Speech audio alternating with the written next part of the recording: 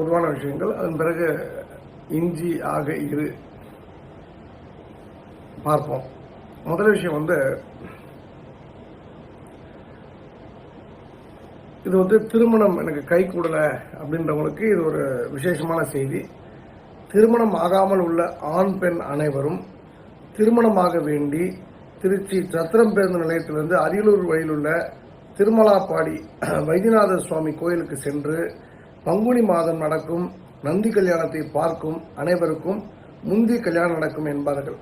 நந்தி கல்யாணத்தை பார்த்தா முந்தி கல்யாணம் நடக்கும்னு ஒரு சொற்சொடர் உண்டு, சொல்வடை உண்டு.